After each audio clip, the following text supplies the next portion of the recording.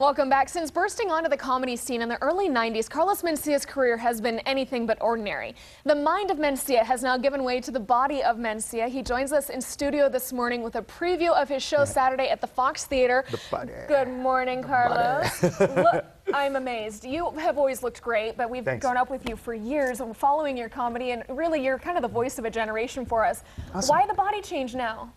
You know what? Because a friend of mine got diabetes because he was obese, and he's about to get his toe amputated. Oh, no. Yeah, and I went to go, like, you know, be supportive. And he looks at me and he goes, hey, man, nobody ever told me I'm fat, and now I'm getting my toe amputated. If you want to keep your toes, you better lose weight. And I was like, whoa, are you serious? And he was like, no, I'm serious. And I went, I want my toes. I better eat a salad. And I went online and I just figured out, you know, this is what to do to lose weight and work out and be healthy. And, you know, I got a 5-year-old son, so I also want to be there when he gets older. You know, I want to see him get married and make mistakes in life and fall and help him get back up and all that. And it was just like, you know, I want to do it. So I kind of got into it, and I just kept going and going until, like, my doctor was like, stop. Yeah, you're done. Seriously, stop.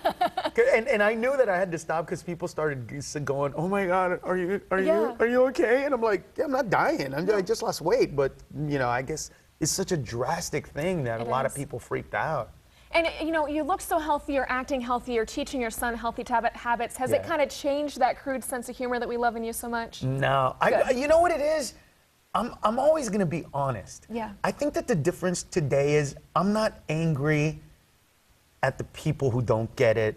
I understand why they don't get it. Yeah. Whereas to before, I was angry at people. I was like, how do you not get this? Yeah. How do you not understand it? You know, now I'm just like, look, man, we live in a great country. I mean, we have a food network. Other countries don't even have food. Yes. Let's put it in perspective, you know? So it's not, it's different. It's more celebratory than it was before, because before it was a little frustrating. And I'm not frustrated anymore. I get it. I get that this is a fight that's been going on since Aristotle, Socrates, and Plato, telling everybody, lift yourselves. And it's a battle that's going to go on forever. And I'm just on the one side saying, hey, buck up. Let's, you know, look on the bright side, make things happen. And then there's other people. Today is hot. Why is it so hot? Then the next day, why is it so cold? Exactly. Like, they're never happy. It's the guy that wins the lottery. It's like, oh, God, I know I won the lottery, but what am I going to do with the money? And how much? It's like, really? You just won the lottery. Be happy, you know?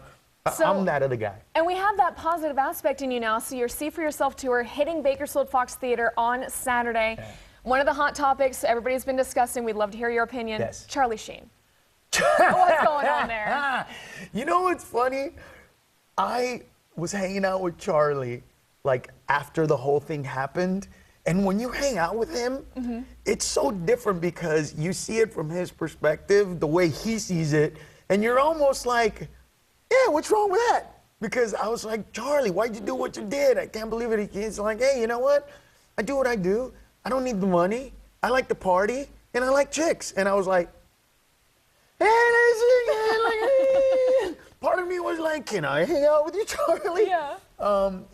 It's hard to believe that somebody that successful would do that to ruin their career. But you know what that teaches me more than anything else?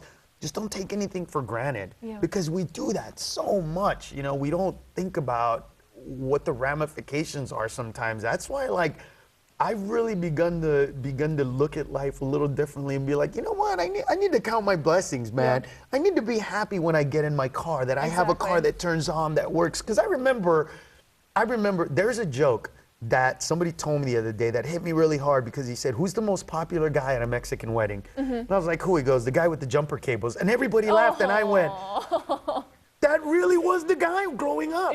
Like, I remember my brother would always be like, hey, we're going to a party. Who's got the jumper cable? Because there was always somebody that needed, and it was usually us. And I was like, wow, I've gone from that to, like, what I should be happy, and I should spread that love. So I'm in that place. I love it. And spreading the love this Saturday. We've run out of time, unfortunately. Quick look at the graphic. Saturday, May 5th, you're celebrating Cinco de Mayo, Bakersfield style at the Fox Theatre, 8 o'clock. $40 about for the tickets. Worth every penny? Way underpriced. Absolutely. Way underpriced.